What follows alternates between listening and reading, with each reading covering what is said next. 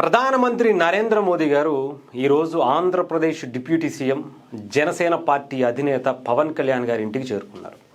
నేను మొదటి నుంచి చెప్తున్నా, పవన్ కళ్యాణ్ గారు అనే వ్యక్తి వేరు. సమాజంలో చాలామంది రాజకీయ నాయకులను చూస్తాం, చాలా రాజకీయ పార్టీలను చూస్తాం. ముఖ్యంగా సినిమాల్లో కూడా చాలామంది హీరోల్ని చూసాం.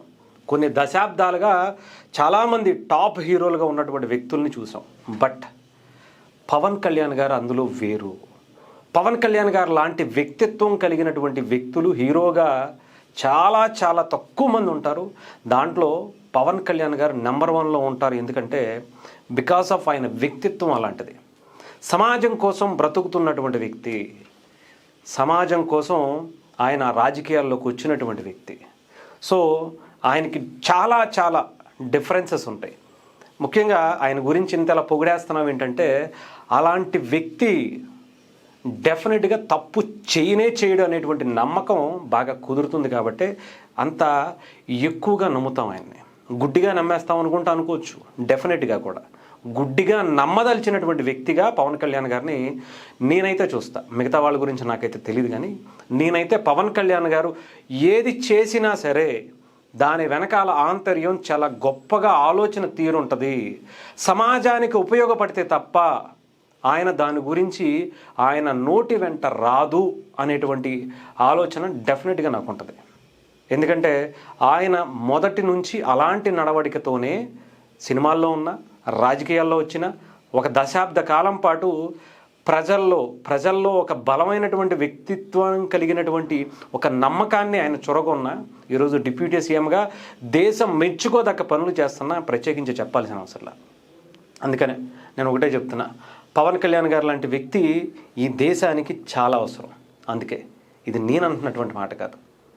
సాక్షాత్తు గుజరాత్కి కొన్ని దశాబ్దాల పాటు సీఎంగా ఉన్నటువంటి వ్యక్తి, ఇప్పుడు దశాబ్దానికి పైగానే ప్రధానమంత్రిగా ఉన్నటువంటి వ్యక్తి నరేంద్ర మోదీ గారు పవన్ కళ్యాణ్ గారి ఇంటికి స్వయంగా, ఆయనకి హెల్త్ బాగాలేదు అంటే ఒక ప్రధాని హోదాలో ఆయన ఇంటికి చేరుకుని ఆయన్ని పరామర్శించారు అంటే ఆయన స్థాయి ఏంటో ఆలోచించండి.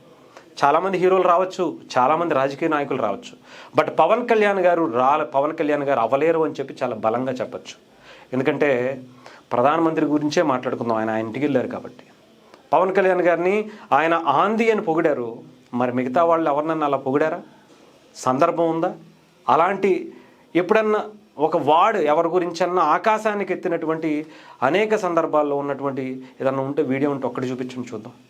బట్ పవన్ కళ్యాణ్ గారిని పార్లమెంట్ సెంట్రల్ హాల్ వేదికగా ప్రమాణ స్వీకారం అప్పుడు ఆయన్ని ఏ పవన్ నహి ఆంధీ అని చెప్పి ఆకాశానికి ఎత్తుతూ ఆయన మాట్లాడారంటే ఆయన ముందు చూపు, సమాజం కోసం మాత్రమే ఆలోచిస్తారు, రాజకీయాలు చేయడినా అని ప్రధానమంత్రి నరేంద్ర మోదీ గారు నమ్మారు. కాబట్టి ఆ రోజు నేను టీడీపీతో వద్దు అని చెప్పాను, కానీ ఈయన మొంకుబట్టు బట్టి నేను తిట్టిన పవన్ కళ్యాణ్ గారు చాలా సందర్భాలు చెప్పారు, నేను తిట్లు తిన్నాను కేంద్రం దగ్గరికి వెళ్ళి, బీజేపీ పార్టీ దగ్గరికి వెళ్ళి నేను తిట్లు తిన్నాను, టీడీపీ వద్దు అని చెప్పినా కూడా నేను బలవంత పెడుతున్నాను అని చెప్పి తిట్లు తిన్నాను అని. ఆ రోజు ఆయన ముందు చూపుతో ఆలోచించబట్టే ఆంధ్రప్రదేశ్ ఈరోజు చంద్రబాబు నాయుడు గారు లాంటి ఒక విజనరీ లీడర్, ఎక్స్పీరియన్స్ లీడర్ ఇప్పుడు ఆంధ్రప్రదేశ్కి ఒక సీఎంగా ఉన్నారు. అలాంటి ముందు చూపుతోనే కేంద్రంలో ప్రధానమంత్రి నరేంద్ర మోదీ గారు 3వసారి ప్రధానిగా అయ్యేటువంటి అద్భుతమైనటువంటి అవకాశం దొరికింది.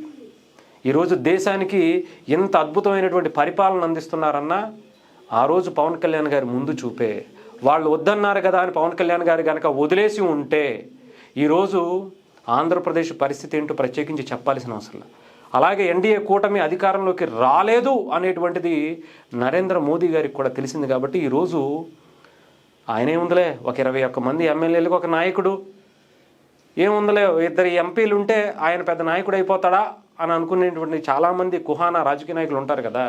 తండ్రి పేరు చెప్పుకుని, తాతల పేర్లు చెప్పుకుని రాజకీయాల్లోకి వచ్చి తండ్రి అధికారాన్ని అడ్డం పెట్టుకుని కొన్ని వేల కోట్లు దోచుకున్నటువంటి వ్యక్తుల ఇంటికి ఎప్పుడు వెళ్ళలేదే, అలాంటి వ్యక్తుల్ని ఎప్పుడు పొగడలేదే.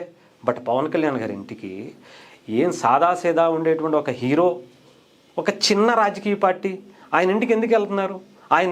ఆయనకి హెల్త్ బాగోకపోతే ఒక ట్వీట్ వేసి పరామర్శించినటువంటి పరిస్థితి ఎందుకు వచ్చింది? ఎందుకంటే పవన్ కళ్యాణ్ గారిలో ఒక హానెస్టీ ఉంటుంది. దేశం, సమాజం ఇది తప్ప ఆయనకు ఇంకొకటి ఏ ఆలోచన ఉండదు. ఇవి అంటే సమాజం తర్వాతే నాకు ఎవరైనా నా కుటుంబం అయినా అనుకునేటువంటి వ్యక్తి కాబట్టే ప్రధానమంత్రి నరేంద్ర మోదీ గారు కూడా అలాంటి వ్యక్తి కాబట్టే ఆయన ఒక సందర్భంలో మీరు చూసుంటే ఒక స్టేజ్ మీద నాకు తెలిసి ఎక్కడో ఒక చోట ఆయన స్వామీజీ మాల్లో ఉన్నారు, ఎవరు పవన్ కళ్యాణ్ గారు. ఆ మాల్లో ఉన్నప్పుడు నువ్వేంటి ఏమన్నా తీర్థయాత్రలకు వెళ్ళిపోతున్నావా, లేదంటే రాజకీయాలు వదిలేసి సన్యాసం తీసేసుకుంటున్నావా, అలాంటి ఆలోచన చెయ్యకు పవన్, నువ్వు చేయాల్సింది చాలా ఉంది, ఈ సమాజానికి నువ్వు కావాలి అని చెప్పి ఒక ప్రధానమంత్రి నరేంద్ర మోదీ గారు ప్రధాన హోదాలో పవన్ కళ్యాణ్ గారి గురించి అన్నారంటే ఆలోచించండి. ఆయన గురించి రాజకీయ నాయకులు ఎవరైనా సరే రాజకీయాల గురించి, పార్టీ ఎదగడం గురించి, ఆయన ఎదిగిపోవడం గురించి, సీఎం అయిపోవాలని ఇంకొకటి అయిపోవాలని చూస్తారు. ఇప్పుడు విజయ్ గారి గురించి చాలామంది మాట్లాడేస్తున్నారు. పవన్ కళ్యాణ్ గారు ఆ రోజు కనుక చంద్రబాబు నాయుడు గారు జైల్లో ఉంటే ఆయన తొక్కేసుకుంటే వెళ్ళిపోయి కేంద్ర పార్టీ సపోర్ట్ ఉంది కదా, ఇంకేముంది వెళ్ళిపోవచ్చు అనుకోవచ్చు. కానీ అలా ఆలోచించాలి. ఆయన సమాజం గురించి ఆలోచించారు. అలాంటి వ్యక్తిత్వాన్ని పవన్ కళ్యాణ్ గారు లాంటి ఒక గొప్ప మనసు ఉన్నటువంటి వ్యక్తిని ఆయన మనసును చూశారు నరేంద్ర మోదీ గారు. అందుకే ఈరోజు ఆయన ఇంటికి వెళ్ళారు. ఇంకా చంద్రబాబు నాయుడు గారి ఇంటికి వెళ్ళారు, ఇంకొకరి ఇంటికి వెళ్ళారంటే అది రాజకీయంగా చాలా అవకాశాలు ఉంటాయి కాబట్టి వెళ్తారు. బట్ ప్రత్యేకించి ఒక డిప్యూటీ సీఎం ఇంటికి చెప్పాలంటే, డిప్యూటీ సీఎం అనేది 6వ వేలు లాంటిదని అందరూ మాట్లాడుతూ ఉంటారు కదా. ఒక సాధారణమైనటువంటి ఆంధ్రప్రదేశ్ మిగతా మంత్రులాగా ఒక మంత్రికి ఇంటికి వెళ్ళేటువంటి అవసరం నరేంద్ర మోదీ గారికి ఉందా? ఎందుకుంది? పెద్ద పెద్ద రాజకీయ నాయకులు, తలబండినటువంటి రాజకీయ నాయకుల దగ్గరికి ఆయన ఎప్పుడు వెళ్ళలేదు కదా. పవన్ కళ్యాణ్ గారు ఎందుకు ఇంటికి వెళ్ళారంటే ఆయన మంచితనం అలాంటిది, సమాజం పట్ల ఆయన చూపిస్తున్నటువంటి ప్రేమ అలాంటిది. ఆయన పార్టీని కూడా 2 సంవత్సరాల పాటు అలా వదిలేశాడు. ఆయన ఇప్పుడు చూసుకుంటే ఇప్పుడు పట్టించుకుంటున్నారు, ఇప్పుడు దాకా పట్టించుకోలేదు. 2 సంవత్సరాల పాటు ఆయన తీసుకున్నటువంటి శాఖలకి న్యాయం చేయటం అంటే ఎలా ఉంటుందో రిజల్ట్ ఈరోజు జాతీయ స్థాయిలో ఆ శాఖలకు వస్తున్నటువంటి అవార్డులే నిదర్శనంగా మనం చూడొచ్చు. అది పవన్ కళ్యాణ్ గారి రేంజ్. ఈరోజు పవన్ కళ్యాణ్ గారి ఇంటికి నరేంద్ర మోదీ గారు వెళ్ళారు, ఆయన్ని కలిశారు, ఆయనతో పాటు చిరంజీవి గారిని కూడా కలిశారనేటువంటి వార్తలు మనకి వినిపిస్తున్నాయి కొన్ని. నిజంగా, ఎందుకంటే వీళ్ళిద్దరూ కూడా ఈ దేశానికి ఎంత అవసరమో, ఈ దేశానికి ఎంత సేవ చేశారో. చిరంజీవి గారి గురించి చాలామంది అలా వచ్చారు, ఎలా వెళ్ళిపోయారని అంటారు.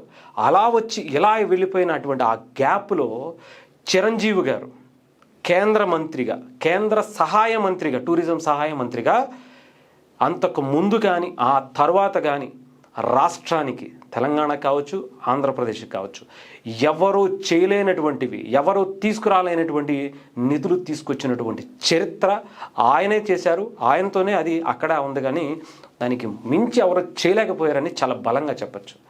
అలాంటి గొప్ప, అంటే సమాజం గురించి ఆలోచించేటువంటి వ్యక్తులు అలా ఉంటారు. అది ఈరోజు చిరంజీవి గారు అక్కడ కలిశారు అన్న వాళ్ళిద్దరి బాండింగ్ ఎలా ఉంటుందని ప్రత్యేకించి చెప్పాల్సిన అవసరం చిరంజీవి గారిది, పవన్ కళ్యాణ్ గారిది.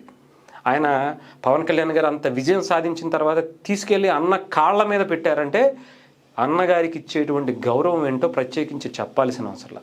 నరేంద్ర మోదీ గారు ఆ రోజు ప్రమాణ స్వీకారం అప్పుడు ఇద్దరు చేతులు ఎత్తి పైకి పెట్టి, నేను మీ ఇద్దరి వీడియోస్ చూశాను, ఆ కాళ్ళకు నమస్కారం పెడుతుంటే నాకు ఈ దేశం తాలూకా బంధుత్వాలు, బాంధవ్యాలు ఎలా ఉంటాయో ఆ వీడియో చూస్తే నాకు కళ్ళమ్మట నీళ్ళు వచ్చాయి, చాలామందికి వచ్చినట్టే అని ఆయన అన్నారంటే వాళ్ళిద్దరు బాండింగ్ ఎలాంటిదో, వాళ్ళిద్దరు ఈ సమాజానికి చేసినటువంటి విలువ కట్టలేనటువంటి ఆ కార్యక్రమాల గురించి మనం చెప్పలేం. సో ఏదేమైనా చెప్తున్నాను కదా, ఎవరైనా ఏమైనా అనుకోండి, పవన్ కళ్యాణ్ గారు మిగతా రాజకీయ నాయకులులా కాదు. అందుకే నరేంద్ర మోదీ గారు ఒక పర్సనల్ బాండింగ్ని పవన్ కళ్యాణ్ గారితో ఏర్పరచుకున్నారు. అది గుర్తుపెట్టుకోవాలి మనం.